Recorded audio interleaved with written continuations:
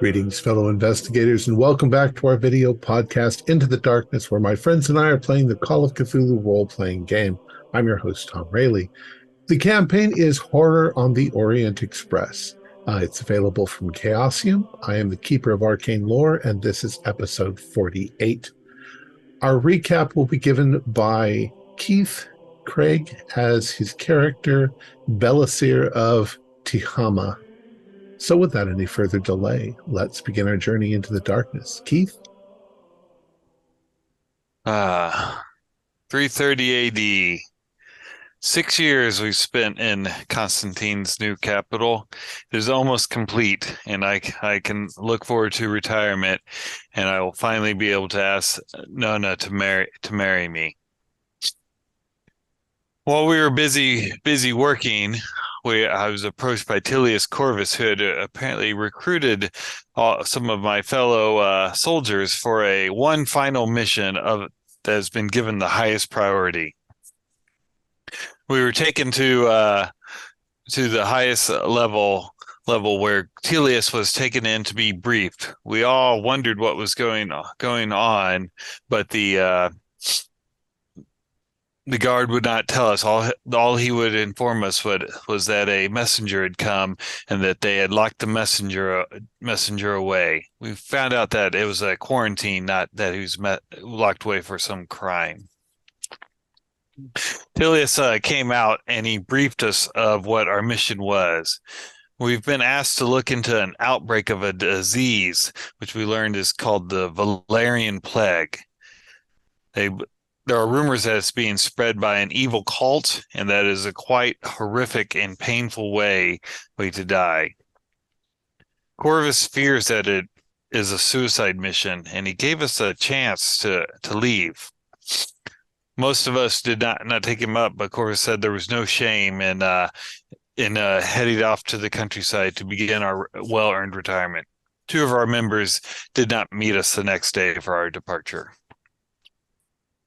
We got onto the ship and we were briefed about this disease. What we gathered was the plague gives strange wounds, most curiously enough along the spine, and then the skin starts to split, and it is quite painful, and the death is almost guaranteed once the wounds on the spine appear. It took us 3 days to sail to Cyzius, which was unfortunate as we arrived on the Ides of March. Hopefully that is not an ill omen of our mission. We rode for 3 days toward the side of the outbreak. We noticed on the 3rd day the villagers appear afraid of us. This seems strange as the soldiers have not been attacking the villagers at all, but eye contact was not met. Galerius confronted one villager, and through gentle prodding was able to get some answers. Apparently, the villagers had been warned not to talk to us. They'd been warned by this cult, a satanic cult that wears red robes.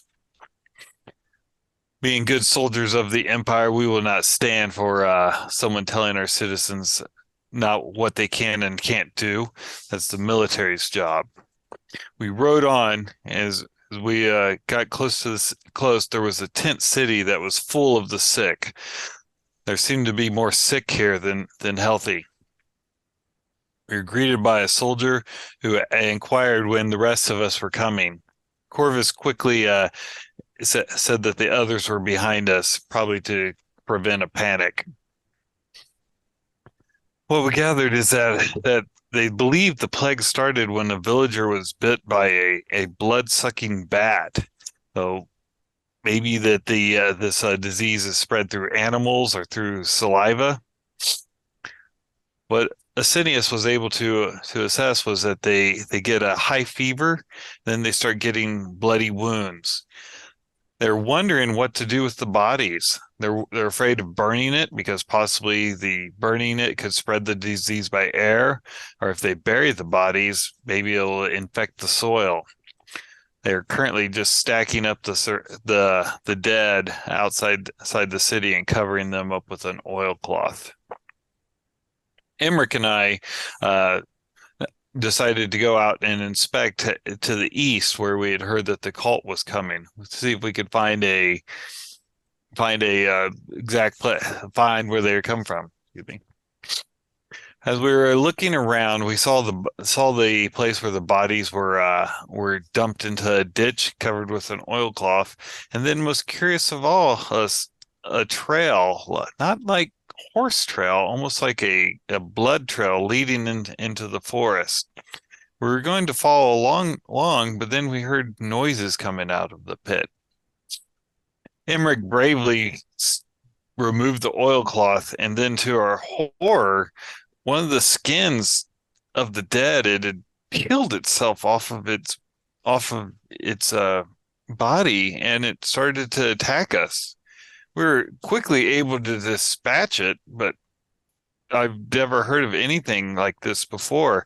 Surely demons are at work here. We we met back up with the others, and after being dismissive of the after the doctor was a little dismissive of my account that the bodies must be destroyed, that the skins are coming off, we've decided that we need to follow the bloody trail into the woods. Maybe Corvus is right. Could be a suicide mission. All right, so you're all gathered together, assessing the what you're about to do.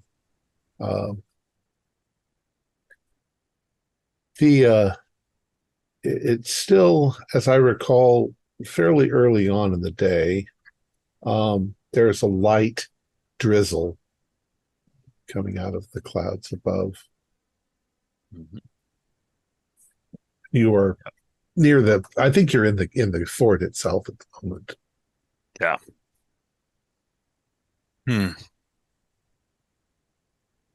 Is the plan not, Tilius, to command that the corpses be staked to the earth and we try to follow this trail? Yes, I think that's a wise idea. We have to see what lies ahead of us. I believe the bodies have already been all staked down. Good. We also discussed the order to burn the remains, having determined, I think, to our satisfaction, that the infection is not humorous but contact based. But I think we wanted to make sure we had some of these things to follow so as to determine their origin, right? So maybe we wait for something to move and then track it and let the rest be burned. You said We had discussed that. Said that the blood trails all led towards the forest, going in the direction of the next town. Yeah, right, and we're traveling that way anyway. Yeah, I think we don't need to wait. The trail of blood is rather easy to follow so far. Well, then let's get to it. Yep. Sooner we complete this mission, the sooner we can be out of here. So we mount and go east. I think we should leave standing orders of anybody else who succumbs to the plague in our absence should be burned instead of added to the rest. Indeed. If that's what you think, that we'll give those orders. Okay. Staked and burned. Yes. That's actually a very relevant point. If they use an iron post, then they can burn them and maintain the stake, and it'll make a better monument to the lost than that pit, which was grotesque. Yeah. Yes. Good. Right. As I'm the scout, I'll take the lead and be a little ahead of everyone to kind of watch out for ambushes. Right. Perhaps as the fiercest, Emmerich should take the rear, and the rest of us will go in between. Right. makes sense. So you all mount up. You've got your gear. You head first towards the pit to pick up the direction that this is going. You guys already know, but so that everybody can see. And it definitely seems to be heading more or less in the direction of the road. So off you go. As you go, the clouds are somewhat dark, but it's mostly just a drizzle. It's not raining, full on raining.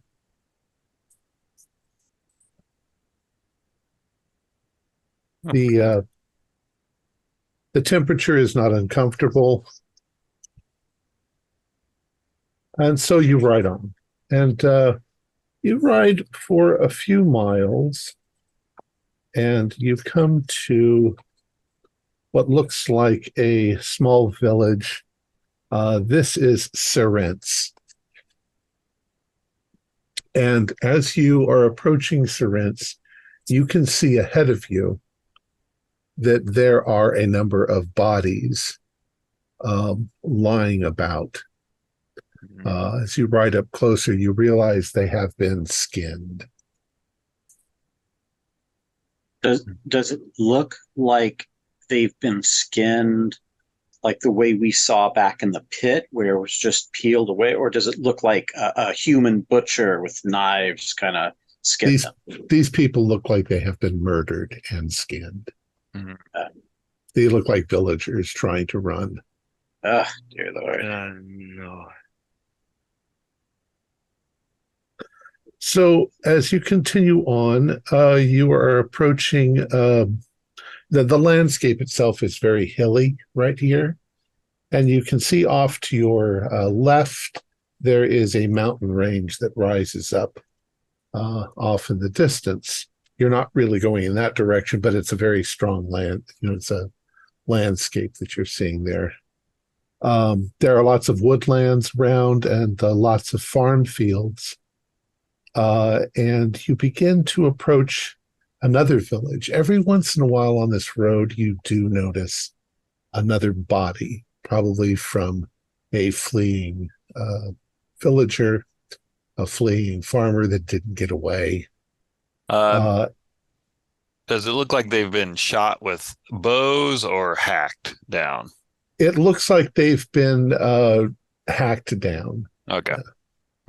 And the state of decay, the people we saw on the outskirts of Serence, are those corpses older than these corpses, or the other way around? These corpses look like they may be older. They were probably from the villagers trying to escape last week. Some of these, Serence and Alcati, the towns you sort of passed through, are from where most of the villagers are from. So these are very crow-picked. Right. But the skin is obviously gone before that. Has been, yes, they've been skinned. So it's as though this is this toxin is generated from some place, and the closer we get to it, the more complete the destruction is. Which could be good. We might be able to lance this. Yeah. Well, or rather, you also, some of these bodies do not look like they were infected. Yeah, but I believe Asinius was being metaphorical. The infection referring to the cult or the perpetrators of these atrocities. These robed maniacs that are engaged in this sadistic barbarism. So as you were approaching the town of Kaliki, you've traveled now about, let's see, maybe 10 miles along the road. As you approach Kaliki, you can see that it's mostly farms around, a very small central bit of the village. There's a rather large farm before you get to Kaliki. And As you're looking at it, there's a couple things you notice. One is that the farmhouse, which is somewhat primitive, the doors on it are wide open. Mm-hmm. And there is a barn close by near the road that you're going to be passing. There are still more bodies here and there. But something about the place looks odd. You get the feeling you're being watched. Yeah, I was going to say, we should not let this get behind us if they have doubts. Do we? I mean, being veterans through a lot of wars and such, I'm sure we've been ambushed before. Do we have any telltale signs of this sort of being set up? Well, you do notice one thing. There are some blood trails that you can see in the mud around you that are going towards that barn. Mm-hmm. And the barn is closer to us than the farmhouse? A little bit, yeah. Okay, yeah. Well, that's the first building you come along. You don't want to put it at your back. I will dismount and try and sneak up to the nearest opening in whether it's a window or a door, to try and kind of look inside of it. Of the farmhouse? Of the barn. The barn's first, right? Yeah. Yeah. And it's gray daylight at this point, yes? Correct. Well, it's because, it's cloudy and rainy. Yeah. I think, I wonder if you want to, even though you're trying to employ stealth, I wonder if you want to carry a torch toward that, as these things seem to fear fire and brightness. The rain complicates that, I think. Yeah, enough fat on the stick, it'll burn. Yeah, it's a light rain, right? Like a drizzle, misty drizzle. Misty drizzle. Everything is wet. You could have one ready for me, Asinius. That'd be appreciative, but I want to hopefully not even be seen by them. Fair enough. Yeah, just be careful. You dismount from your horse. The ground is muddy. So there's that sort of squishy noise as you're moving towards the barn. You don't move very far. You're still maybe 15 feet now away from your friends on their horses. You notice something moves the barn door a little. It sort of creaks open a little bit. But instead of if the wind is blowing it, the wind would maybe creak it all the way open. It creaks open a little and it stops. And now you've got that little line of blackness, as if something is in there watching. Okay. Well, I'm going to kind of orientate myself that if someone would try and take a shot out of that crack, I'm not lined up perfectly for it. So they'd have to open the door more if they actually want to take a shot at me. Okay. The rest of you watching this, what are you guys doing? I'd like to make a little bit of a half circle around this barn so that we I guess Melonius, as the archer, you should be in the center of that arc so that if he needs backup, you can take the point. Yeah, don't worry. I will be there. Yeah, I have Melonius, but I want to be vigilant of places that aren't the barn. If we all focus on that, we can get ambushed. Exactly. Right. Yeah, so I want to be watching the farmhouse. I want to be watching the woods. I want to be watching the road. Yeah. I'll dismount and tie my horse up right next to Belisar's horse, and just be ready. Just sort of be on guard of the horse and surroundings. Yeah, I feel like we, instead of a semicircle around the barn, we kind of are in a square where Asinius and Melonius are ready to support Belisar, while Emmerich and myself are on the outside of the kind of square, watching watching their backs, basically. Okay, well, before anything happens, you guys are still fairly close together. Mm-hmm. Okay. You're going to do those things, but you're moving into that position. There is a moment, something that taps into that feeling you've had during war. There is the hair on the back of your neck goes up. The ground under your feet, you can feel it vibrate slightly in that instant, as if something were coming your way. And in the next instant, there is a splintering of wood as the doors on the barn are practically shattered, and three creatures, you don't know what a gorilla is, but they're about the size of a bull male gorilla. Mm-hmm. They are fleshy colored. They seem to be made out of flesh. They have horns on their heads, and they have huge muscular bodies. They scream this roar that vibrates the air as they come loping out in your direction. You have one round before they reach your position. Quick question. Warm up. How are the horses reacting to this? Are they freaking out like they would with fire, or are they like it's just a big animal moving around and they're not as terrified? Your horses are well trained.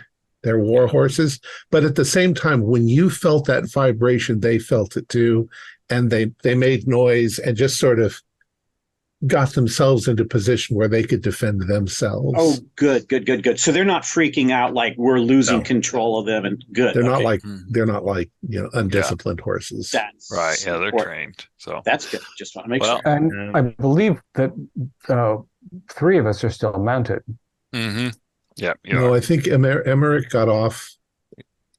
Emmerich and Belisir got off. So Belisir got off. So two of you were on and two of you were off.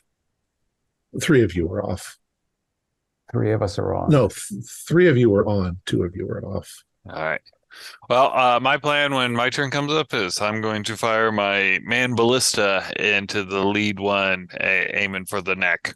I am also from mounted on the horse. I am going to get my bow and arrow and shoot at the closest one. So. I was preparing that torch, and I'll probably toss it in the direction before bringing up one of my spears. Okay. These things come barreling out. It's obviously that they're strong and they're powerful. They thunder the ground as they run.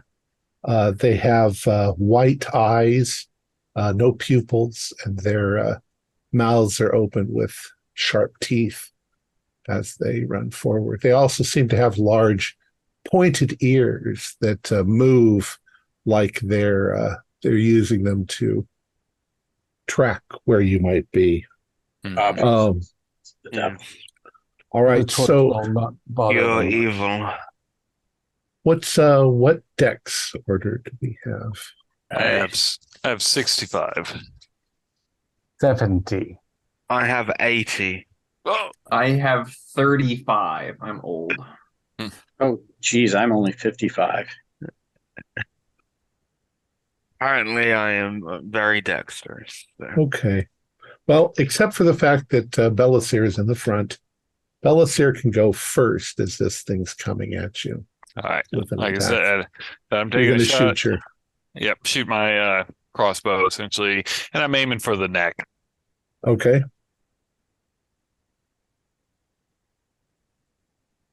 I'll spend a luck to push that to a success. Okay. It is not able to dodge or defend at that moment. Okay. So go ahead and roll damage. Wow. 1. Good him.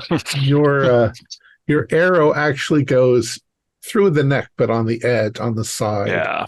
Your bolt. Okay. Uh, who's next? 80. That's Melonius. Yes. Well, I'm on the back of a horse. I have my bow and arrow, and I aim and fire. The same one or a different one? Probably the same one if that's the closer one. Okay. So that is a hard success. Cool. 33, a hard success. Go ahead and do your damage. It didn't try to dodge. That is, where's my D4 gone? There we go. 8 points of damage. Nice. That one is now injured. You've hit it pretty good. It's stumbled and fall, but it continues to crawl in your direction and roar. Asinius. Yeah, I'm gonna try for the chest because I think these things are. I don't think there's a brain in there, particularly. And if I'm lucky, it'll be pinned down or slowed, at least if it falls with the spear. 34 is a regular success.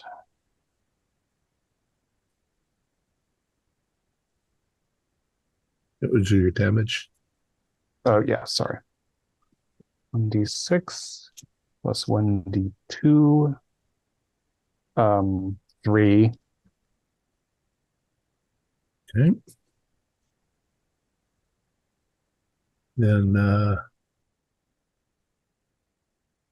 Stewart. Oh, Emmerich. Aha. I'm sorry. Yeah, Emmerich. All right, I will take my, as long as the creature has not closed and it gone into melee with Belisar, I will take my Pelum, my throwing spear, and I'll just try to huck it right at the guy, the damaged one. I'm okay. Focused. It's on the ground, so it's more crawling than it is. Okay, good. Fighting. It'll be easier to hit. Yeah, I just want one to be dead and out of the equation. All right, Okay. let's hope that we can get a hit there. Ooh, 006. That's a critical. Or not a critical, that's an extreme, sorry, game Okay. shift. Go ahead and roll damage. Okay, roll damage. And that is the Veritum throwing spear, 1d6 plus 1d3. All right, so there's 1d6 is a 5, and then a 1d3 is a 2. Is that an impaling weapon? From javelin? It doesn't say. It is. It should be an impaling weapon. So it's max plus damage again. Oh, okay. So I rolled a 7, and max would be a 9, so 16.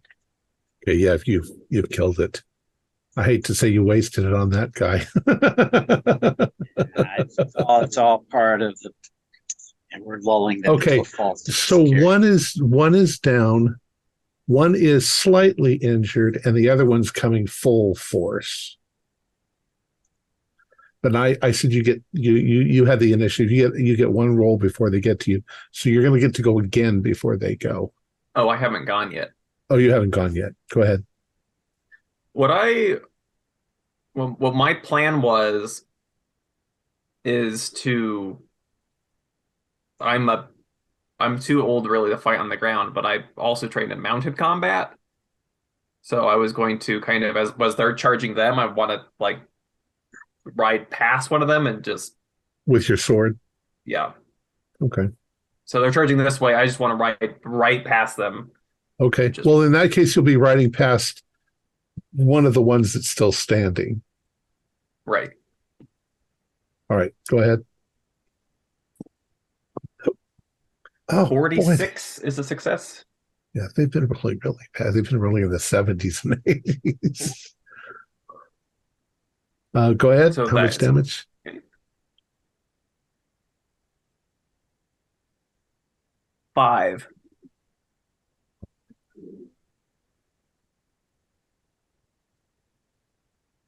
Okay, so you've severely hit one of them.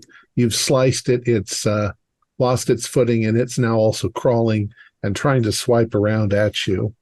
That was just a ride-by attack. I'm not sticking around for it to hit me back. Right. Belisir, the one that's in front of you is now dead. The other one is charging at you, and there's one that's injured that Galerius just rode by.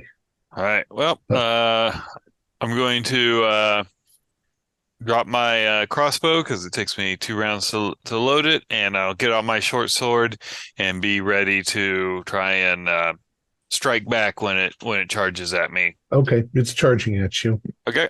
Yep.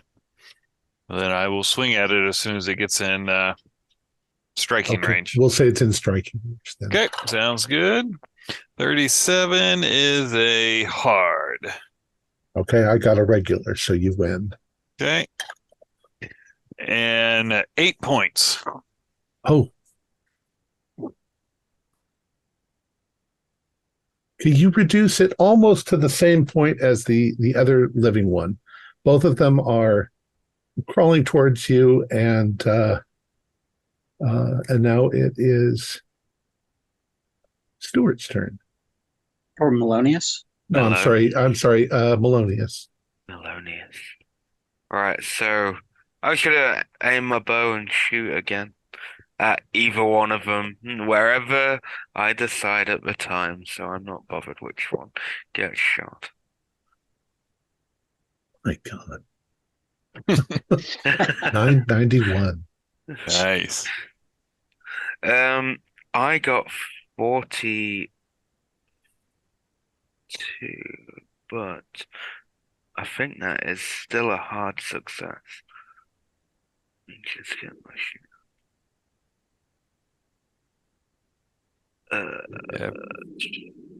Yes, it's literally just a hard success. Okay. 42. I got a 91. So Nice. as he is reaching up, about to grab Asinius's leg, you shoot him with the arrow. Go ahead and do damage. 6 on my D6 and 4 on Okay. max damage 10. Your arrow pierces through his skull and pins him to the ground, and he shakes for a moment and dies, if he was ever alive. And then now it's Emmerich. Is that right? No, it's Asinius. Well, I have 2 more spears, so attempt the same for the remaining thing. After while this was happening, I guess I've scanned around to make sure they didn't have a couple more in priest holes about to pop out. But assuming they did not, a 73 is a long miss. Okay. He got a 28. So he is going to attempt to leap on you and attack you. He does. Does my horse have dexterity? As I'm still mounted, is it trying to avoid this? Oh, okay. I don't know how horse combat works, honestly. But I don't actually either. Probably be a ride check. Well, it tries to leap up at you, and it tries climbing the horse as it's doing this. So your horse reacts badly, but your horse isn't naked either. Your horse has on some protection. It's got barding on it. But it is going to slash at you for 1d3. Let me see what it does. It does 1. Yeah, 1. But you're looking into this. You're looking into this face, and it's very contorted. It's not human-like at all. Though something kind of tells you that it does in some ways resemble the other thing that was at the camp. Like this is wearing one of those skins sort of thing. It's hideous. Do you have armor? I was I was wondering. Oh, I do have armor, of course. You should roll that. Well, you can do that to Right. undo the. That's which is not irrelevant, given that I don't want to be infected. Armor.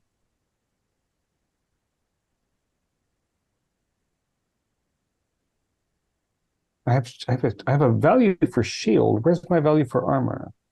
Do you not have armor as the medic? I think he does. I have. You all I have have. armor. Yeah, no, I have chain. Right, so I have 1d8 of armor. So I assume I lost 1 to that. Yeah. So armor and Invictus, every time you take damage, you roll that. So you could block up to 8, or you could block only 1. But at a minimum, you should always block 1. Yeah. The 1d8 armor, so Okay. you're fine, I think. And does the armor take damage then? No. Okay. Your shield does. If you use your shield, Okay. it starts losing its hit points instead of you. So your shield can get mauled pretty badly. But So Emmerich, Thank you, taking Galerius. 20 points This of is really damage on your helpful. shield is better than just crunching through your armor. Totally. Right. So So- my chainmail armor is intact because I couldn't roll less than 1. And it so doesn't the do thing any did damage. not get to my flesh. okay. There you go. And it is But- still trying. It's coming up at you. Emmerich, you're standing right there. Oh, I'm right next to him. All right, Yeah. so over to the sword, and I will just shield and sword like the standard try and true method of shield forward thrust with the sword. Well, now if you thrust with the sword, you would go into the horse as well. You're kind of I'm going after the creature. and it's half on the horse and reaching up to try to get Asinius. Okay, all right. Well, So- I'll shield and slash then, just so Okay. the slash is mostly on its side. That's the theory. So here we go. Let's see. Oh, hey, I'm pretty good with the sword. Well, it makes sense. I'm a swordsman. Okay. and of course, right after I say I'm pretty good with a swordsman, I miss. Okay. Hey. What happens is you slash at it and you seem to cut it. It doesn't bleed. And you're not sure that it's actually physically injured. You haven't seen any of these things bleed. Yeah. No, it's Galerius. You're coming back around on your horse. Yep. And Asinius, I'd like you to do a spot hidden. Asinius. David. Spot hidden is 50% chance, and I did not see a damned thing with an Okay. 85. You're too busy looking at the thing that's trying to come up at you. Yeah, bringing my shield around. So Galerius, what you're gonna do? You're coming back around with your horse. Yeah, I want to kind of come to a stop and slash down at it. Okay.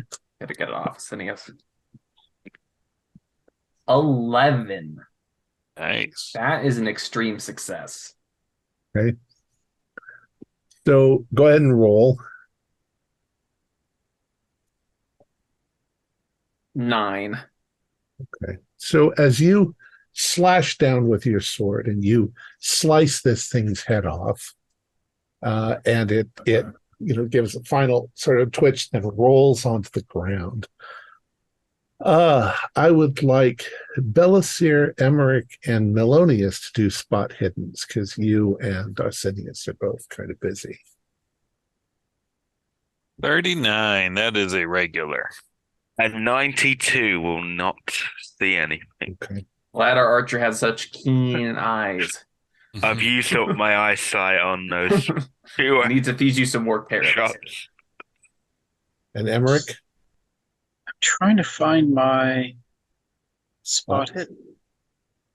Spot hidden. Oh, okay.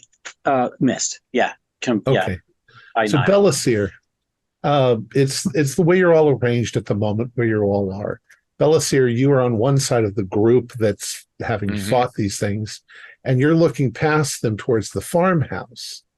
Right. You hear a distant sort of snapping sound like a door being thrown open. And a moment later, you see two people running away from the farmhouse. And they are dressed in dark red robes with rope belts. They are running down the road into the woods, or they're going to run into the woods. I yell out, Melonius, bring one of them down with your bow. Okay, if I hear that, I look in that direction, and I guess I take a shot. Okay, go ahead and take a shot. Oh, that's 25. I want to roll. Your shot flies through the air in a perfect parabolic arc and hits one of them right in the calf, the back of their leg, and they suddenly tumble in the air and hit the ground. The other one stops and looks back for a moment and then continues running away. And there's something odd that, Melonius, you kind of notice. They seem kind of short. Like, your aim is based on fighting normal-sized soldiers, and they both seem kind of short. But the other one, the other one is running away. He glanced back for a moment, and he continues to run. I want to write him down. All right, Galerius. Unloyal curs. 65 is a success. Okay. As you are riding up, getting closer to it, you pass the one on the ground, and you can see that it is a girl. You only see it out of the corner of your eye because you're going for the other one, but you see that it's a girl. You see that she has a dagger, and she has a small shield, and there's something on her face, but you don't have much of a glance as you go by. You run down the other one. What do you want to do? He also looked small. The girl looked like she was a kid. Yeah, I want to knock him over, really. Okay. Like body check him. Okay. with the horse, which, All right. Go ahead and make your roll. For damage or no, to see if you hit him. 92. No. Okay. He got a 3. So just as you ride up to him, of course, he can hear you coming. He whips around, and in that moment, you can see that he is a boy. You would guess 13 years old. He also has something all over his face, which looks like red marks, but you're not quite sure. He's also got a dagger and a small shield. And as he whips around as you run, he tries to stab you, and he got an 03 on I'll go with the regular one. He hits your leg, and unless your what's armor, the damage? Oh, just 1. So okay, yeah, he can't pierce your armor. Yep. But he then goes into a stance like he's going to fight you, because obviously he can't run away from you on a horse. You hear the girl yell something, but you don't understand it. I'm just going to kind of like level my sword down at him. Okay. And be like, drop your weapon. What about the rest of you? Now they see Galerius is there. I'm going to see some weird stuff already out here. I'm going to behead the other 2 creatures that we dropped to make sure that, in my mind, they're not going to get back up without a head. So, Asinius, I think Belisir, your impulse is sound. I think we should also perhaps again clean this place with fire. Yes. The maybe we drag them to we behead them first, resolve the immediate issues, then take everything to the barn and burn it. I'm interested in making sure that there's nothing else hiding in the farmhouse. Yeah, burn it to the ground. Yeah. I mean, no citizen lives in these places. Only monsters do. So I think I can torch the house without concern. What about Galerius? Are you going to assist? Is he complying? Well, I was asking them if they're going to do anything. They see the guy confronting you. So they see the other one on the ground. If the one that's on the ground, you were going to say, I'm sorry. Yeah. Okay. So if the one is on the ground and looks like they're incapacitated, I will go behind the one that Galerius is confronting with my weapon drawn. Just sort of like if they try to turn and run, I'm going to be there. You'll have to run. The guy got, a football field away from where you guys were before Galerius has. Oh, okay. I'll let one of the people on horse with that then. Then I'll just go and levy my sword against the one that's down already to make sure she doesn't try to get up and flee. Okay. So Melonius, what did you want to do? I'm gonna help whoever needs my help, but also keeping an eye out on the entire situation. Okay. All right. So Galerius, the kid,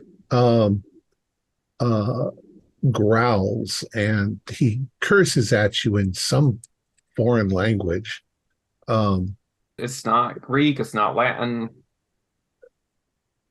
Do you have any other languages under your belt? Gothic? I have It Gothic. Sounds like Gothic. Okay, should I roll make Gothic? Yeah. Or is 40% sufficient? Now, 40%. We'll say you understand most of what he's saying, and he's basically cursing at you, calling you filthy names and telling you that you're going to be sorry, something to that extent. Oh, I'll say back to him in Gothic. You'll be sorry without your head unless you drop that knife now. He's, do you think I'm afraid of you? You have no idea what's coming. And of course, he's can keep far enough away from you because you're on horseback just by jumping backwards. He looks like he'd rather fight you than anything else. And now you're getting a closer look at this guy on his face. He has symbols on his face, but the symbols have been made by ripping and peeling away the skin. Ew. All right. Well, I'm gonna dismount and kill this child. I love it. Sand check beheading. Is that the plan? Mm-hmm. Do a luck roll.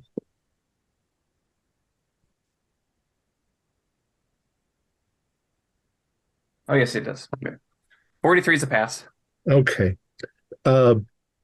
Corvus calls out and says, wait, don't kill him. We can get information out of these two.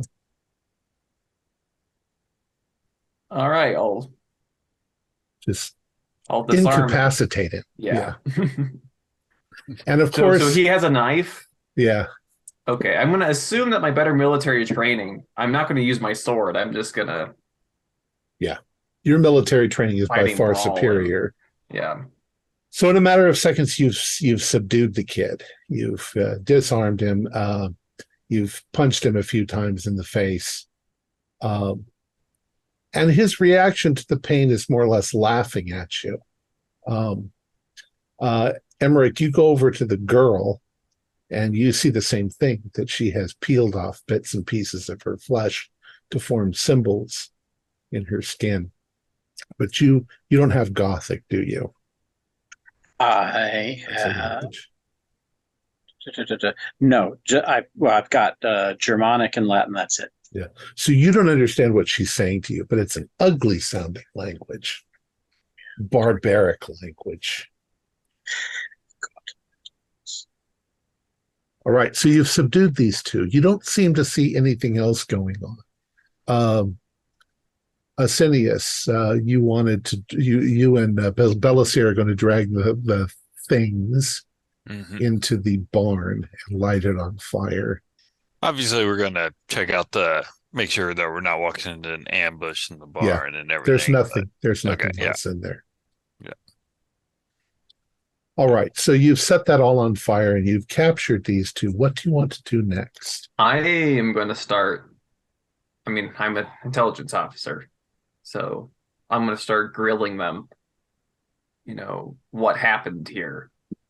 We're not going to tell you anything, you piece of shit. Hilarious. They probably want us to be converted, right? They're clearly in some sort of trance, and they know how these magics work. Sorry, Galerius, what do you speak? What is your range? I speak Gothic, Greek, and Latin. I think I speak Greek and Latin, so we should do a little test to see what they seem to know so we can speak privately. If we can sort of gauge them. If I stand behind them and say in Greek, cut their heads off now, and they don't notice, then we might assume that we can speak privately in Greek. So how do you have them? Just we have them tied up. Back to back? I think. Yeah. That's too easy for them to help each other. I think we should tie their arms behind their back and then stake them a few feet apart from each other. That makes sense. Stake the bounds. The vines. Lots of trees around. Yeah. I'll be right there, guarding. So as Galerius and Asinius are interrogating, I'll just be really ready to put, I'll keep my eye out around so we're not all focused on these people while we're getting snuck up on. And I don't speak their language anyway, so. We rode out early, but we've gone through a couple of abandoned villages. So is it afternoon? So it's just afternoon. Just afternoon. Good. So Galerius, I think that they're not obviously going to be afraid of harm. Their faces are they're obviously unconcerned with damage to their bodies. But we might be able to flatter them or cajole them or confuse them. I want to get them to brag. Yeah. Yeah, I'm gonna say to them in Gothic, you puny ones, we have nothing to be afraid of. We have the might of of Rome behind us. They just laugh at you. It's just the Rome will fall before us when we get to it. You are not going to get there at all. You're going to die in this field. They just have these weird grins on their faces looking at you. Like Galerius, remind them that the flesh does not survive the fire. Your skins will not walk away from this. We'll burn that all. We killed your pets in the barn. We'll burn you, your skin, all of it. You will fall. We will not fall. You will fall. All of you. And they just look at you with smirks on their faces. They are like 13 years old. Do you remember your human names? Ask them that. Your names? They look at you and they say, "Why would we tell you anything? Fools, idiots." Because morons. we can make you die fast, or we can make you die slow. There's a look that comes over their faces, like one of defiance and one of, yeah, I'd like to see you try. So we march east, right? Their masters in the east. They're not. Well, I want to look to where they were running. Okay. You could try persuade or. Yeah, I'll try to. I'll make them look at each other, back you up. And then I will put the sword to the boy and address the girl, and just be like, "Okay, I get rid of him first, unless you want to tell me something." And that's a 25 on persuade, which is a hard success. And I actually also have a hard with a 16. Okay. Yeah, they're not going to be persuaded by you at the moment, but there are other ways to persuade somebody. I'm just gonna straight up get one of my arrows and straight in the other calf of the man. Just stab it down straight in. Yeah, the girl's got the calf. Okay. You do that, and she screams like a little 13-year-old girl who's just been hit with an arrow again, and struggles to try to get away. She doesn't like it, but do you want to try to roll persuade now? Yeah. 45 is a success. I'm not going to get another 16 though. Oh, I got another 16. That's unlikely. She looks at you with a face of pure defiance, and she screams, "Hail, Unwin Gawalith, the dark immortal prophet of the skinless one, he who shows us the way, he who is a god amongst men, and first to read the sacred walls. We'll never give up our position. We'll destroy you all. The army of skin and blood will destroy you. Mortals are no match for the Urina Dawilith," she says. Which to Galerius, the word she uses, Urina Dwathi, is the crap. It's the risen dead. I'm risen dead. The boy spits at you for doing that to the girl. I'm gonna do something to the. Oh God. Maybe I'm just a horrible, but I am going to slowly stab an arrowhead into his left eye. Oh my God. War is hell. Tilius, he's getting weird. What's that over there? What kind of tree is that? You both are going to speak, or this will get worse for you all. I don't know anything about interrogation. Go ahead. I'm letting the two people, as I'm doing the actual torture. Well, I mean, as Melonius is coming in to do it, I'm just going to say to the boy, like, he's going to actually do this. This is not a bluff. So speak now or lose your eye. He sort of bleats at you. He says, "Soon, the great faith of the flayed and its army No, it goes skin." straight in his eye. As soon as he starts speaking, it's good in his eye. He was talking. You don't have to proceed. He was starting to talk. He can't talk. He yells in pain. They're both now screaming in torturous pain.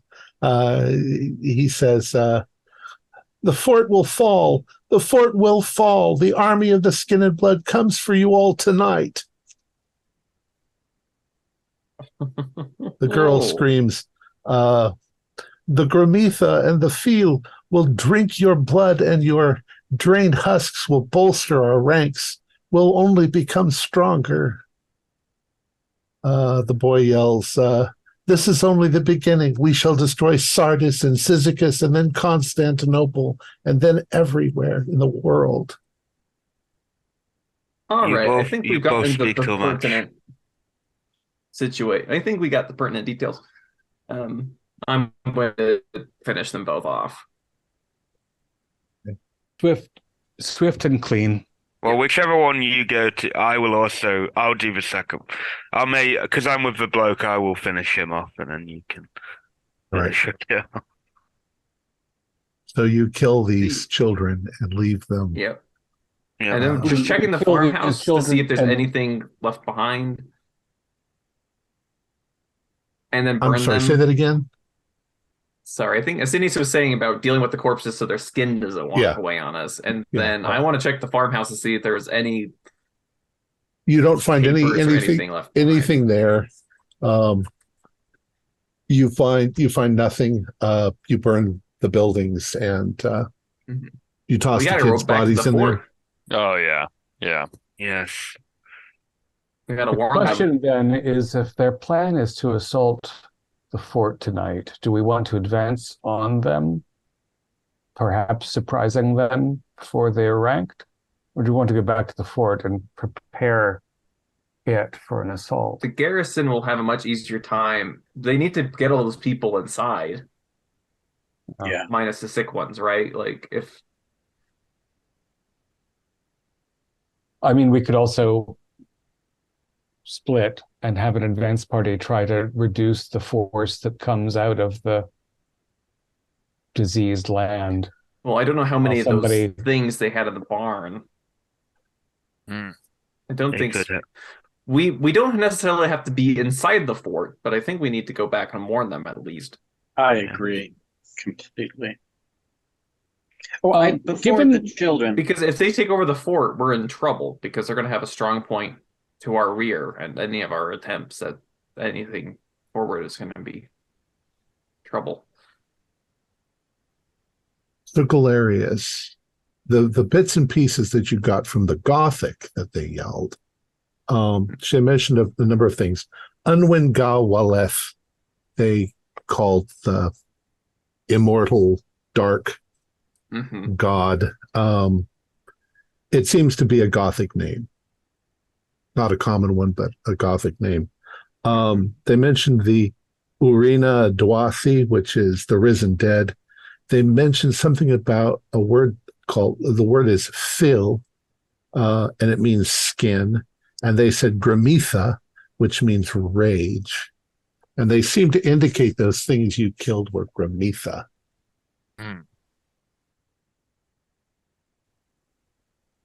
I would like to say, before the children's bodies are burnt, a prayer over them to save their souls.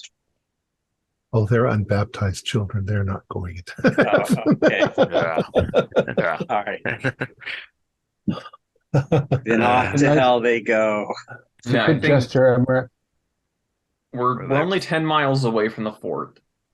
Mm-hmm. Yes. We need to go back and warn them. Agreed.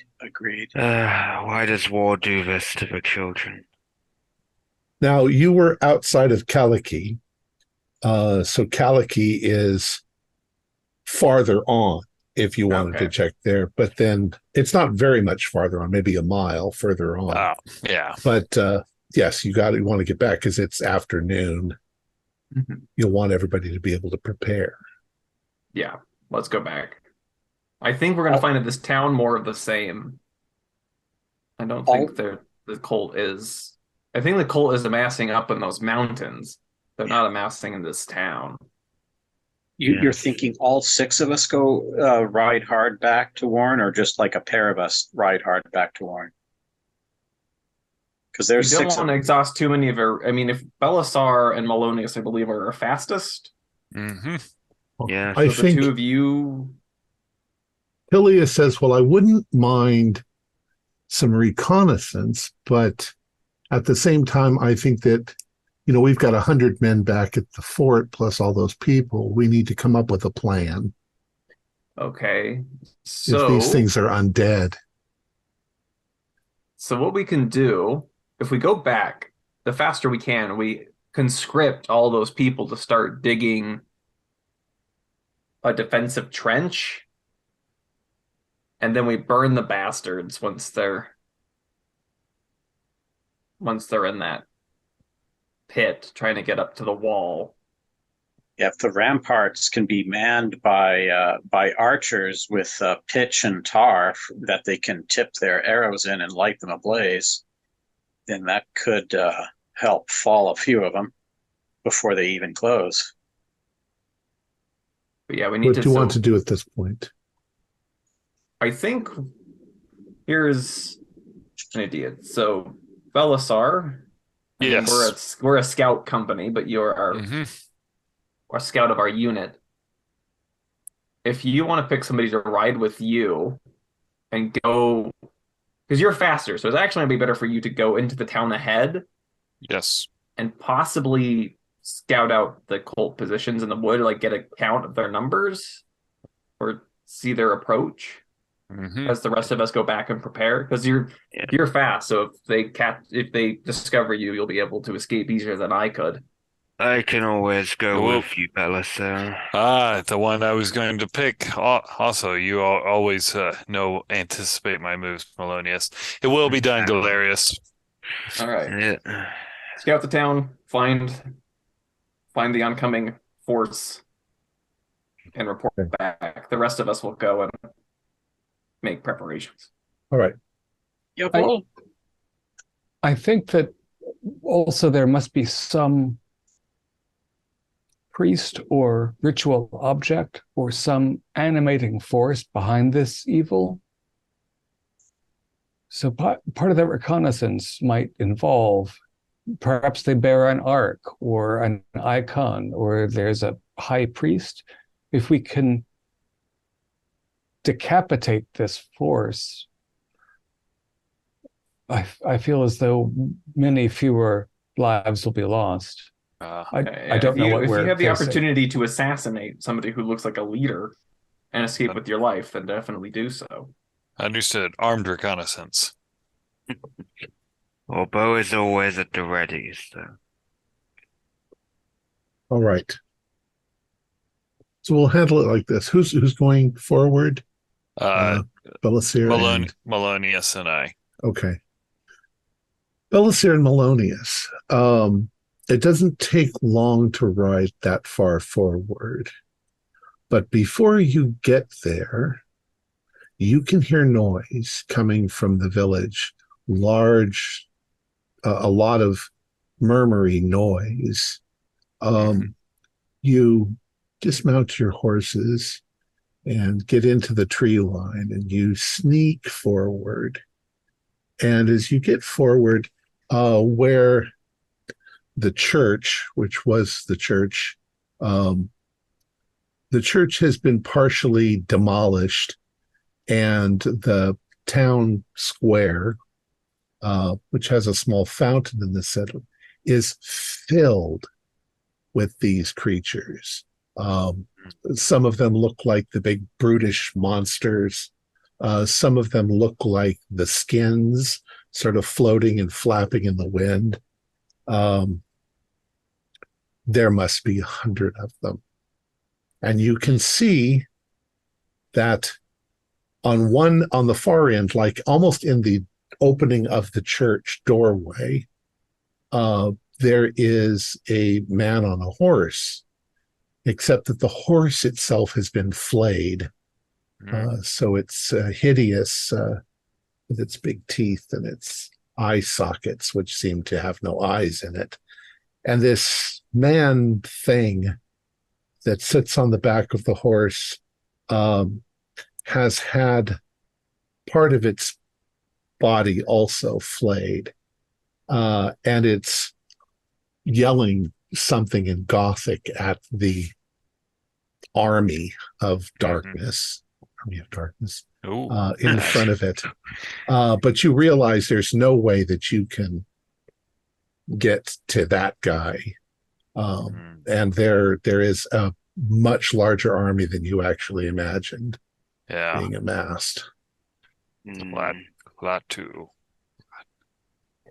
Well, after and I don't speak Gothic. Do you speak Gothic, Melonius?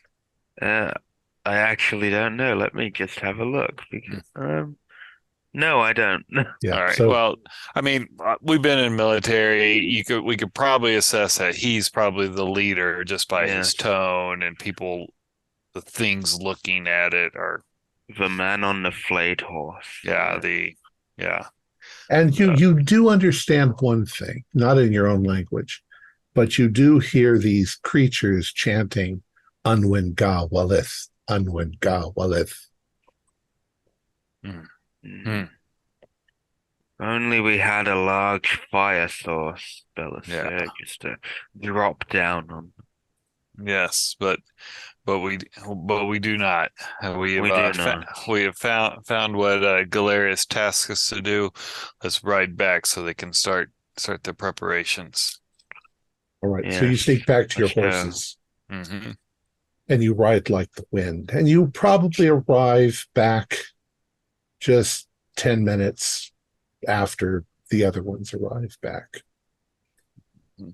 So when you arrive back, the rest of you are already there. Tilius is having an argument with Longinus.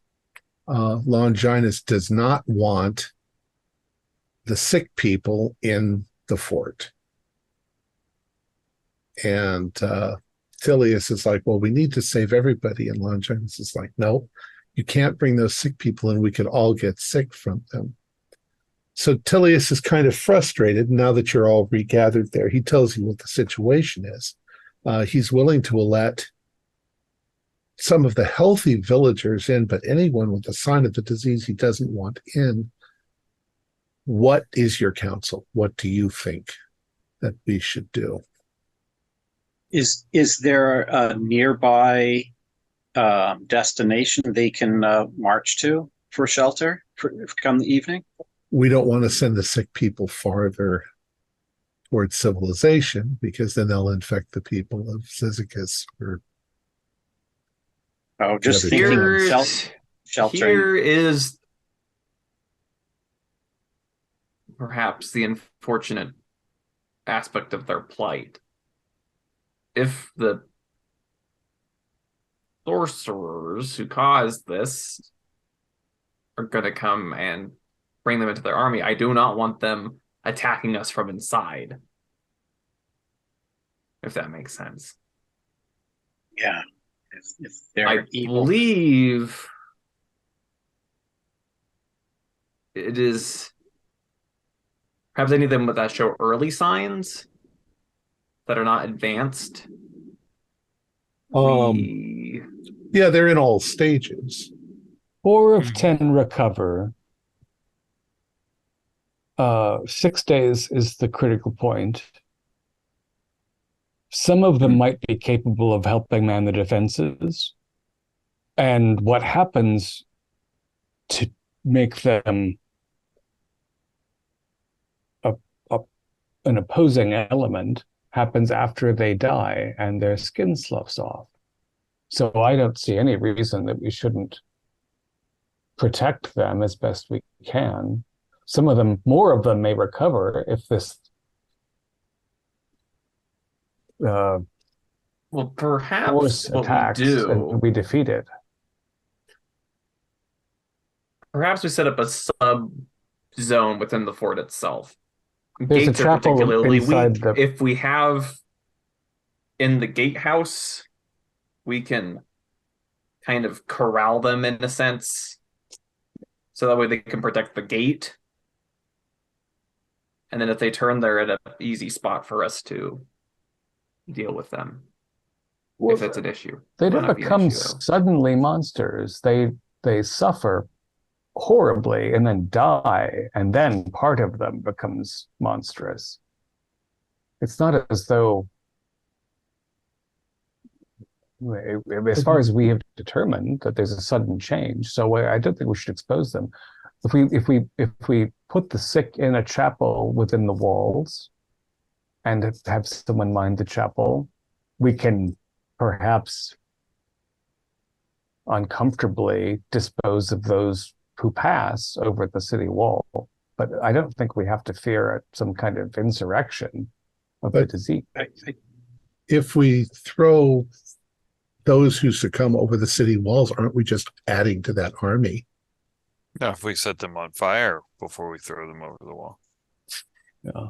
In fact, part of our preparations should be preparing a pit within the city walls that keeps burning, that we can use to light weapons and dispose of any. And we need to burn all those corpses in the pit if they have not been burned. Any corpse that's around needs to be burned immediately.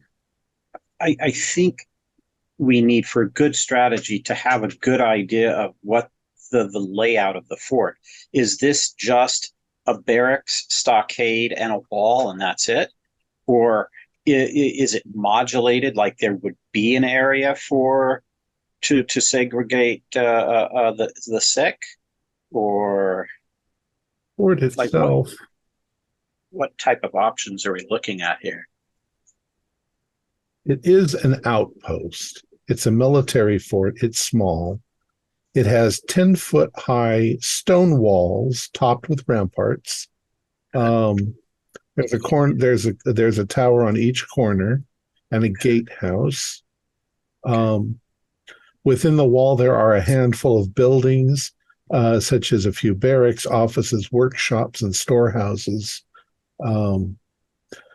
The fort is large enough to accommodate normally 150 men. You have 100 men now.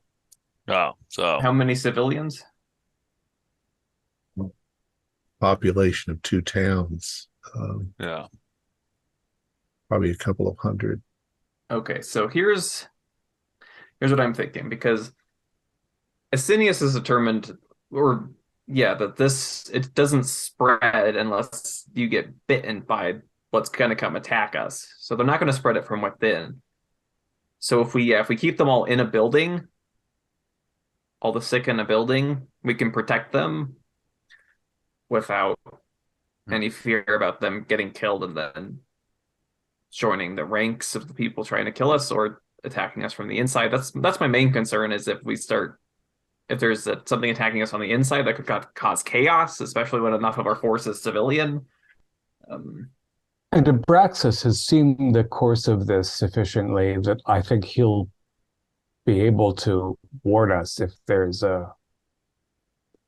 when someone's in the point of decline, that they are not recoverable. So, yeah, I guess that's our plan. Designate a building inside as quarantine building and bring all the sick in there. Like one of the barracks.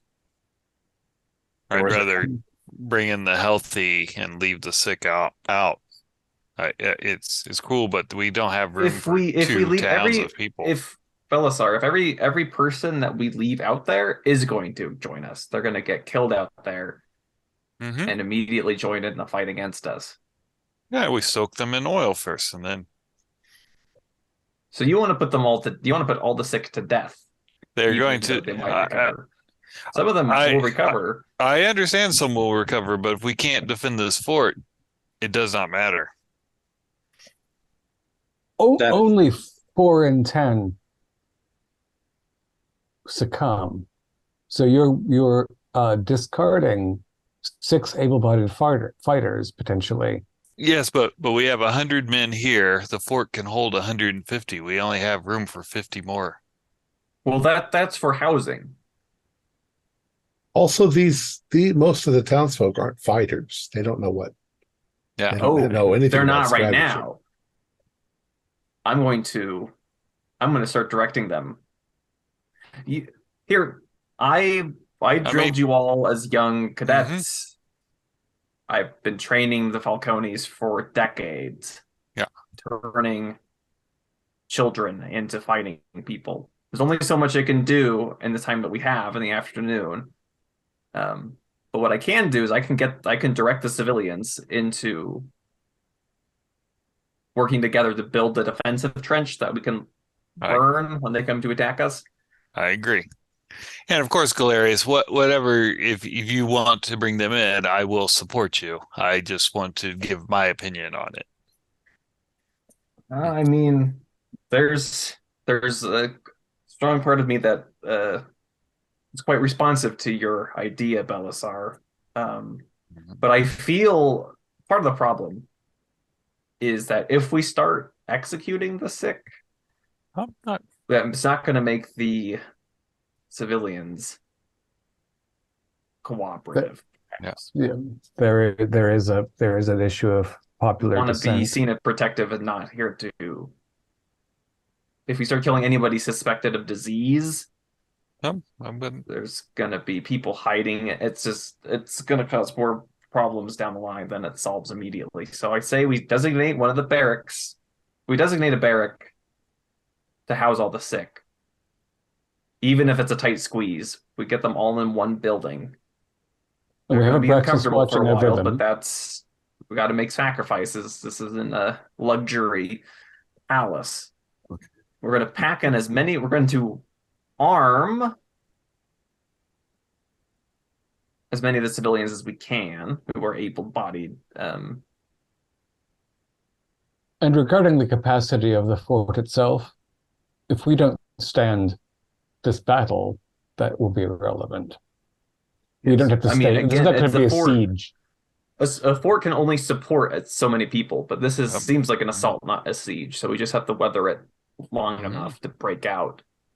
So I want to start drilling the able-bodied that we can arm of the civilian population and direct the rest to start digging the trench. Okay. Basically, their farmers certainly know how to dig. Mm-hmm. Yeah. Yeah, get them all digging, and I mean, there's a lot of them, so go And pretty these quick. and the civilians are they're all baptized, right? Well, not everybody's Christian, but for the most part. Oh, It's that people. We have a great opportunity to do the Lord's work here. Yeah. Let's Emmerich, let's focus on surviving. I like to bring you the good news about the Lord Jesus Christ. We can worry about conversion later. Right now, we need to. In fact, if we keep this village alive, then the word will go down a lot smoother. Yes, And teaching people that there's a nice life waiting for them after they die when they need to really fight for the life they have now, right now. Yeah, so Okay. we'll do was it beneficial. after, and we'll convert them all. It's fine. All right. I'll start drilling in on spears. Those are probably the easier. So you are weapons. going to bring everybody inside. Yes. I want to focus on, as Balasir suggests, sharpening things that simpletons can throw, and gathering sources of pitch. Anything that is pitch and tar. You probably have lots of oil, things like that.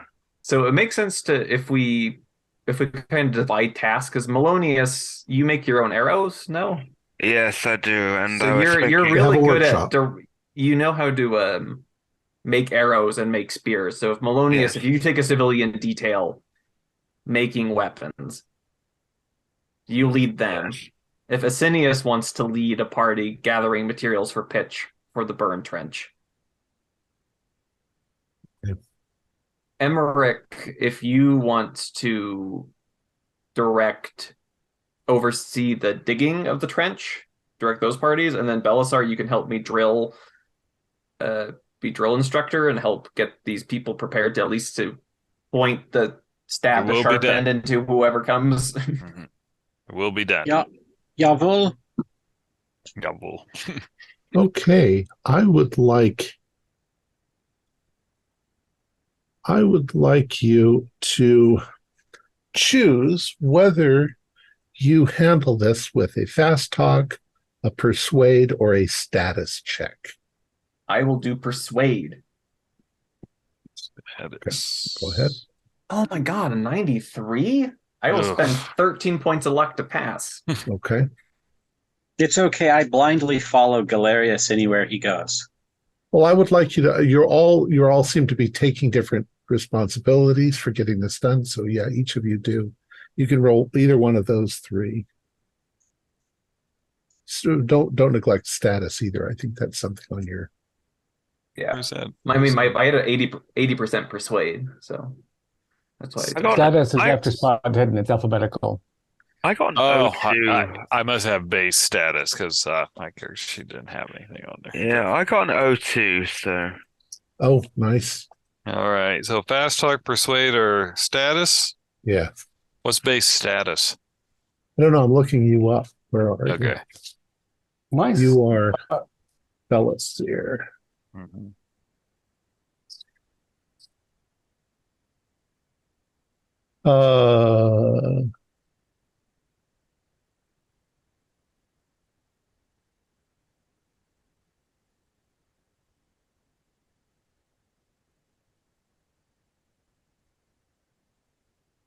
I'm not good at interpersonal skills.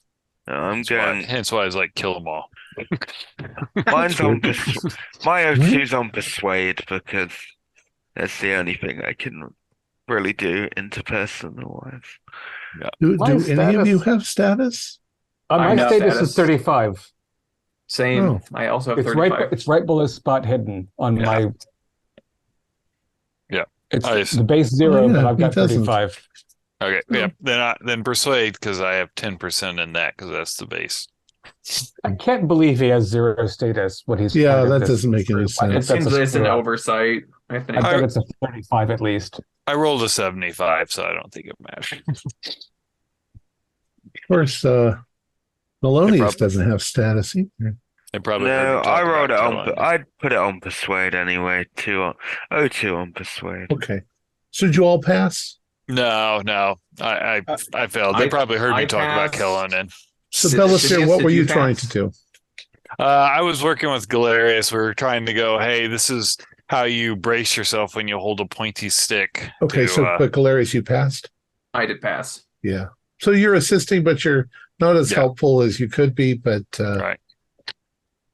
So you all succeed. All of these things get done. They dig the trench. You've never seen farmers dig so fast. And you organize it. You bring everybody inside. Longinus isn't happy, but Tilius is in charge. At this point, Tilius has the papers that says he can take charge. So he brings everybody inside. So you all begin to wait and look for signs. You have set it up.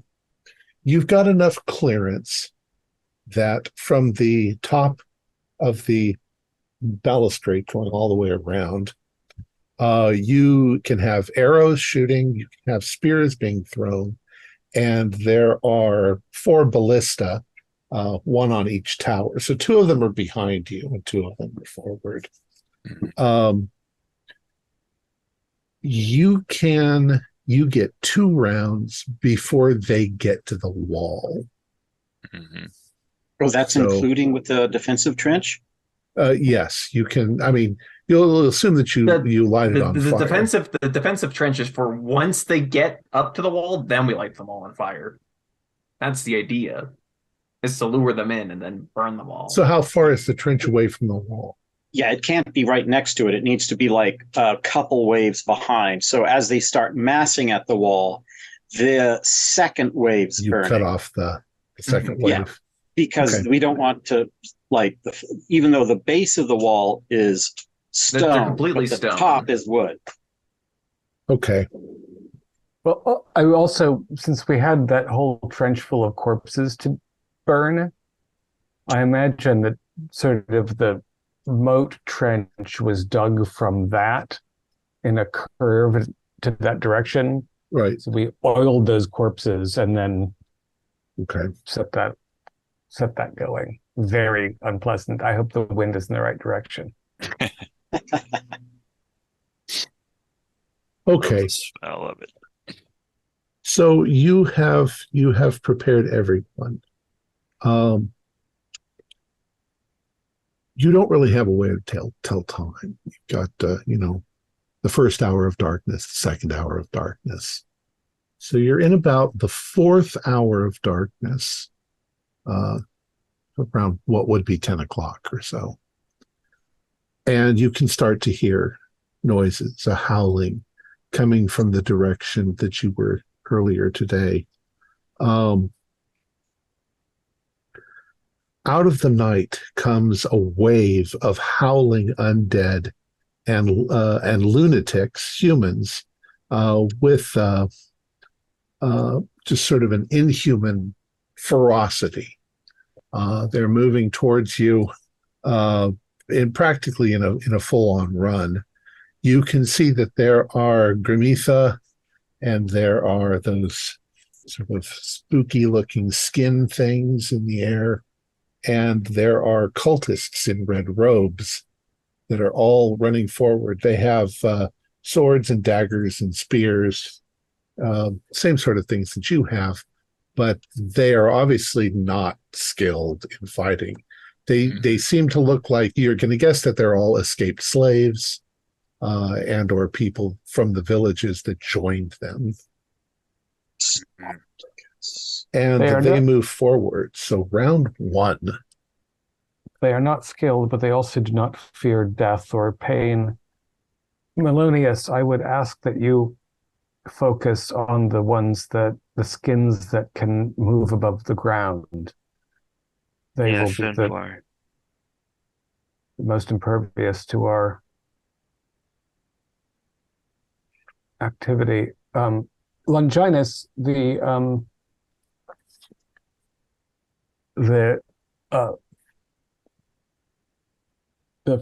flinging devices, what is their range? And the ballista? The ballistas. Yeah. Big giant crossbows. Crossbows. Yeah, they've got a good easily 100 yards. Yeah, the ballista. I'm instructing the ballista teams to aim for the Gomitha, the giant, the big things, the Grimitha. The big things.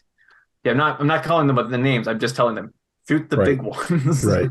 And those are about the mass of 3 consumed humans or 6 skins or something. Well, like a big gorilla. Yeah.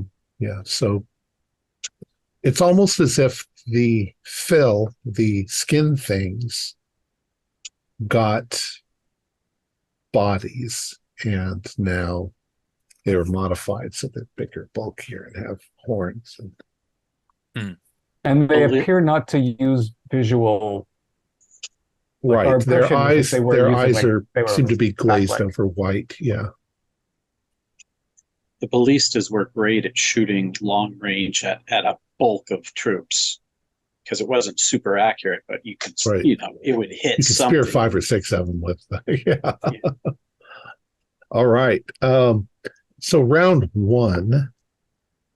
Why don't you all roll for whatever weapon you are using? Range weapon. I don't have a ranged weapon. Can I roll something like persuade? I'm kind of just offering leadership to direct the garrison. Okay, you're keeping the morale up and directing. I'm like stealing up the civilians so they don't panic. I'm like directing. Okay. Just firing in waves and stuff, so it's more effective. Firing together, throwing spears together, like everybody throw now. I'll do persuade, and I'll even give you a bonus. Because morale's first roll was a 10, so that's an extreme success right off the bat. Okay. So not getting any better. Right. So you're extremely well coordinated. Everybody's following your orders. Belisir, how did you do on? I fired my crossbow and got a hard, and that does 2 points. Yeah. That sucks. Okay. Asinius, I'm just going to go around the screen because it's easier to. I likewise, I can throw some spears, but I have skills in tactics, so I'm wondering if I shouldn't be like going down the line, with a torch, lighting the projectiles of the peasants rather than throwing a spear. We'll assume that you've got those sort of things going, but I'm going for hit points of damage. Okay. So if you want to throw spear, I will also throw a spear. I will throw a spear with enormous accuracy, an 01. So then full.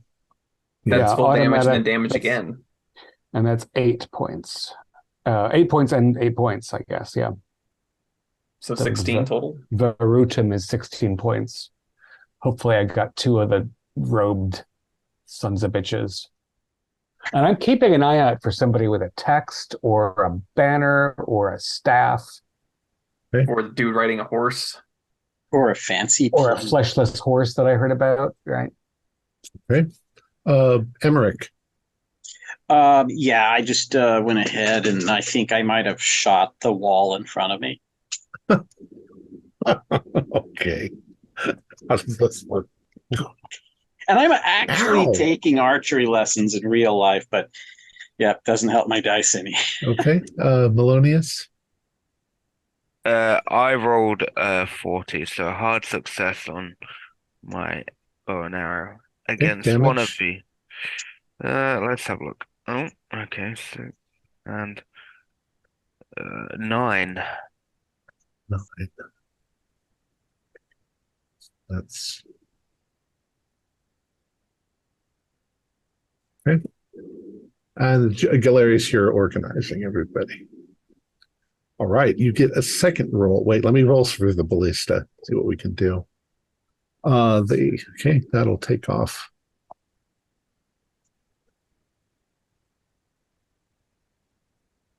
Okay, let's go around the road again. Bellis here. So I'm going to pick up a spear and throw it because it takes 2 rounds to load the crossbow. So okay, I'll make a throw. 30 for a throw. I'll spend 10 luck to hit. Gee, it's got that much luck. Damage. Okay. What's the damage on a spear? Someone that has it on their sheet. It's 1d6 plus 1d2. Okay. So that would be 7.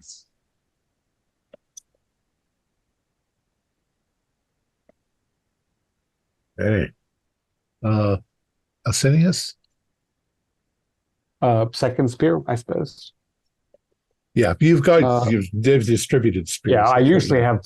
I carry 3, but we have a pile. We've been doing it all day, but I rolled a 71, so. Okay, so you missed one of them. Emmerich. Oh, here we go now. Let's try it now. I think I broke it. I got a 90. Okay. Melonius? Let's try 16, which is a extreme. Excellent. Max down plus 10. What? I am rolling 6s on my D6 today. So 10 points? 10 points. Plus, what's max damage on the bow? 10 points. So 20 total? Yep. Nice. Okay, so you guys are effectively reducing their numbers somewhat. All right. At that point, the first wave has passed the trench and smashes into the wall.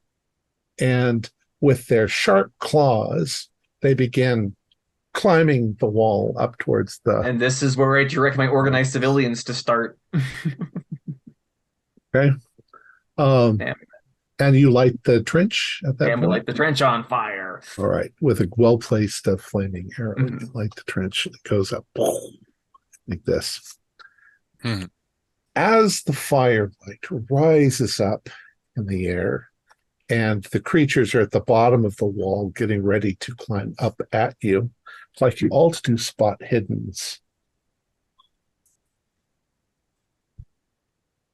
At 99. I passed something. 81. 93. Apparently, I could shoot my bow, but then after I can't see, so it's like a blindness. Yeah, that fire, it's really bright. Killed your dark vision. What did you get, Bellis? Is Stu the only one that passed? Yeah. In this weird, bizarre twist of fate? Oh, that's funny. I guess everyone else was celebrating their great hits, so I was left unimpeded by hitting anything. and got to see something. What you see is what Belisir and Melonius saw earlier on a hill, just out of the range of your ballista. You see this figure on a horseback, and the horseback is, the horse has obviously been flayed. It's an undead horse, and the thing sitting on its back is big. You estimate maybe 7 feet tall. It looks like a man, but it's obviously had pieces of its flesh stripped off, and it seems to be screaming orders, at people in Gothic, which you don't quite understand. But at this point in the battle, I'd like you all to do sanity rolls. Okay. Oh, real quick, what was the range on that? How far out? 100 yards or longer? Yeah, about 100 yards. Ooh, so possible ballista. No, he's outside of that range. Yeah, I think he's just out of range. I passed my sanity 67. I rolled a 66 out of 65, so that I failed. I rolled a 67 out of 68. So we had a really close range there. We should have been playing darts. I also rolled a 67. I rolled a 91 out of 69. So it wasn't even close. So we have 3 passes, 2 fails. All right. Yeah. So for those of you who passed, just take a point of sanity damage. For those of you who failed, 1d4, 1d3, not 1d4. 1d3? Yeah. This is 2. This may be your last battle. Here are these undead, horrible monsters coming at you. Mm-hmm. I think it's the fill, but they're flappy. That really are kind of freaky. Nothing to fear. It's a realization, even in death, the military doesn't let go. Keep fighting. We walk through the valley. I lost the 1 point of the leader who must remain calm, no matter what happens. Okay. So the next little bit here represents the entire battle. Yeah. So depending on how you do in this part, you either win or be overrun. All right. So let's see. Hand-to-hand combat, desperate hand-to-hand combat fighting breaks out across the battlements. The creatures climb up and you begin swinging. You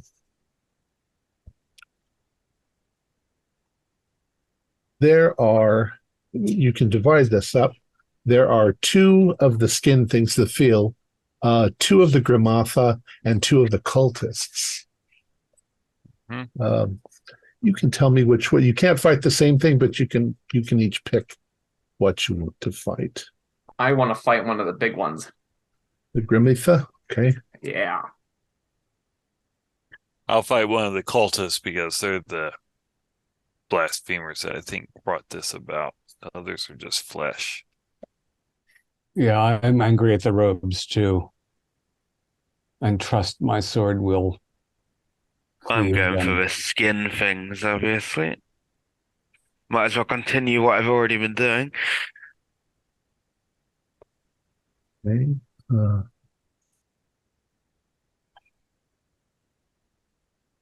And Emmerich? I'll go. There's only one of us going for the big guys. Mm-hmm. I will go also for big guy. Double up on the big. So there were 2 big guys. Double up. 2 big guys. So you're on right. 2 big guys. You guys are all kind of fighting your own battles. Mm-hmm. Yeah. So you have to pick. So you're going to fight a big guy. Mono. You can do a big guy, or you can do a skin thing. Oh no! These lesser swordsmen will go after the lesser targets. I will step up to the plate. Okay, so you got a grim thing too. Okay, I'll just go around the thing again. Keith, you've got a cultist. The cultist is a full-grown man.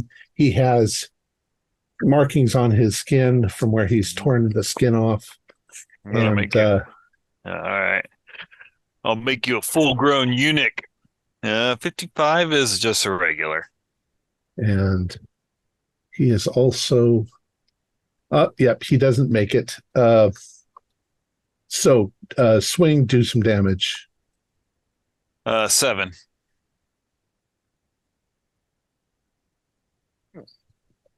Wait a second, what's missing? Oh, there it is.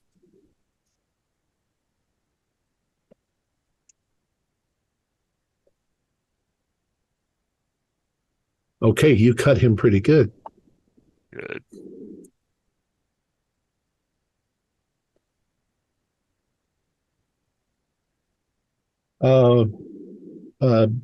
Cineas. My Spatha is 65. I rolled an 81. I have all the luck in the world. I will totally make that a regular success. Okay, that counters his regular success. So, Chang. And roll your damage. That's 1d8. That's why I picked this up. 7. I hate math. And he's coming up a wall too, so good luck continuing. Emmerich. All right. Yeah, here we go. So now we're going to use my nice trusty longsword. Come on. Ooh, 11. That's an extreme out of my 85 skill with the sword. He got an 88. So you slash at the Gramitha. Your damage. Right. And that's not, I need like an 01 to get the critical, right? Okay. Let me see. But I don't think swords count as impaling. Got it. So right. 1d8, 1d6. Nice. Okay. There's my d8. There's d8. There's d6. Come on, big numbers. A 5 and a 7. That's big 12 into it. That basically you bring that down and slice him from shoulder through, and he is dead. Nice. So you have dispatched your monster.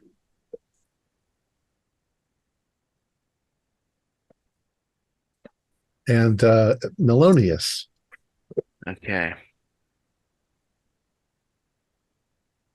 I am going to spend the 30 luck to bring it to an extreme to cover my ass here. You are fighting a skin thing? Yeah. Do you want to spend that much? Do you want to spend that much luck to bring down the skin thing? Yeah, yeah. I don't care. Yeah. I'm going over. I've spent no luck and I've got loads of luck. So okay. Go ahead and roll for damage. Showboating. Yeah, I've got a showboat.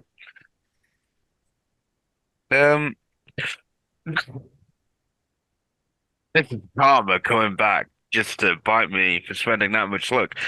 2 altogether. I rolled the lowest. But I literally rolled the lowest on the impaling weapon, which so gets 12. me. Yeah, gets me 12. 12 is altogether. Enough. You kill the skin thing. 2 is enough. There is one more skin thing though that nobody was fighting, so he's coming towards you. He'll get you in the next round. Galerius. All right, you big brute. Time to bring you down. Not with a 90. I'll spend 10 points of luck to make that a success. He got a 93, so I succeed. Whew. I'm feeling my age. But that's a 10. Nice. 10 points. Okay, you severely injure the Gramitha. Now, the Phil is going to, well, I'll go around the other way. So Belisir. Yep. You got the cultist for some points. He is going to slash up at you. What do you want to dodge, or do you want to try to hit again? I'm swinging with my sword. Okay. Also. I got an extreme. Oh, okay. Yeah, he got a 78. Okay. 4. That is exactly what he had left. So you've killed the cultist. Realize there's battles going on all around you. Yeah. All right. David, Asinius. You're fighting a cultist also.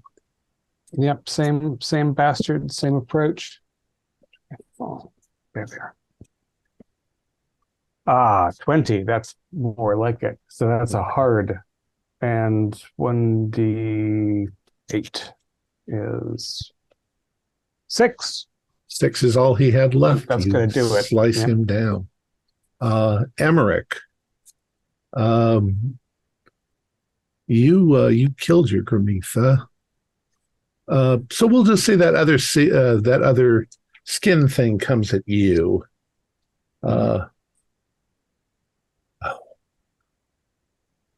Do you want to dodge or do you want to fight back? I think Tom's disappointed Simon means it rolled really well. Sorry about that, muted. I'll fight back because I think that's my best chance because I'm a pretty fair swordsman. Okay. Should I roll now or? Yeah, it's attacking you. All right, come on. Let's try to hopefully get something good. No, that's a D8. Where's my other D10? There it is. Oh, not bad. That's a hard. That's 33 out of 85. So it's pretty good. So you swing your sword at it, but it got a 2. Oh, no. And so what it sort of does, that skin thing, is it sort of flaps up. It's kind of hard to decide where to hit it because it's flappy. But it lunges forward and it wraps itself around you. And you feel part of it dig into the side of your neck. It's only going to do 1 point of damage, but it's not attacking your armor. It's attacking your skin. Got it. Yeah, because it wants to infect me and turn me and all that stuff. Let's see, Melonius. You've got nothing at this point, but you see the thing wrapping itself around Emmerich. Yeah. I guess I'm getting my arrowhead. I'm obviously not going to shoot it because if I shoot it, that's going probably straight through Emmerich's neck. So, that might be merciful. Yeah, but I will put you down if I have to. I will absolutely murder you, Emmerich, if I have to. But not everybody dies from the disease, though. But for now. But that is not how Melonius is thinking. Okay, he's you may thinking try. like a soldier. He is coming to just stab the thing with his arrowhead. Let's go. Okay, that is an 83, which is still a success on my bow, because I have 85 on. Okay. You can sort of snag at its skin with your arrowhead, but it's not letting go of Emmerich. Galerius.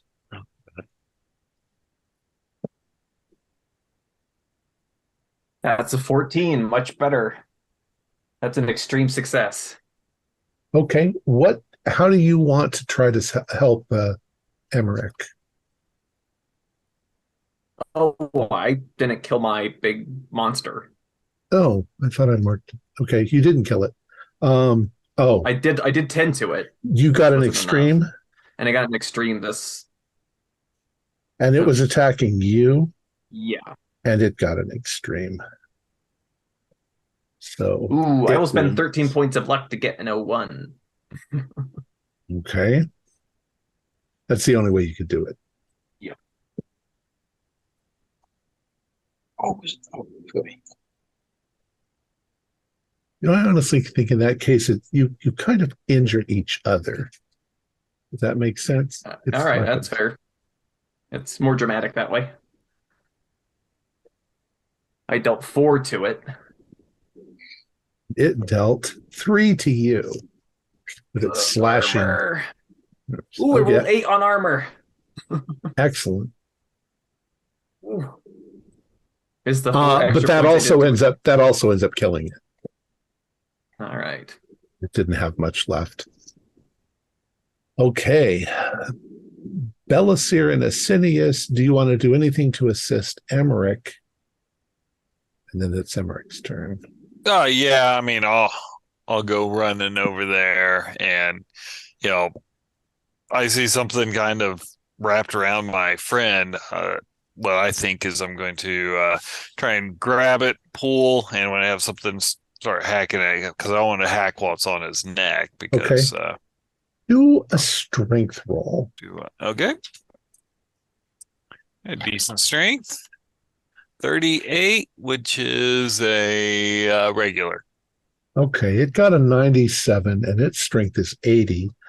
So you begin unwrapping Emmerich. You're pulling the thing off, you're slashing at it with your knife. I'd like to try to impose some fire on it while he's doing that.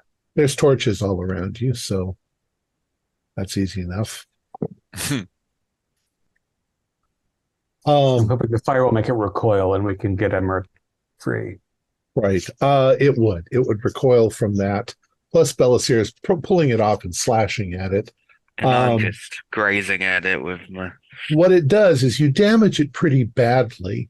And what it does is it flings itself back over the battlements, back down towards the ground. And as it does that, there is a general retreat that begins. You see the man on the horse suddenly sort of rear up, the way generals will do to look spectacular. And he makes a call out, and off he rides into the darkness back towards Kaliki. And you look around you, and everybody's done really well. They've been fighting these things off. They've been spearing them. Some people are upset. Some people are. You even notice a couple of dudes crying, but not the soldiers. The general population is had taken a lot of sanity hit from this. But the general cry goes up, a victory that you've fought off this attack. Some people have died. Some people have been bitten. Some people might be infected now. But the enemy is in retreat. And they're all retreating back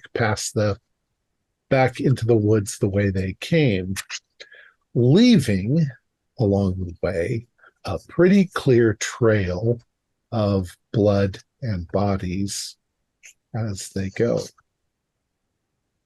And that's where we will call it for tonight. Because it's a good spot to break off.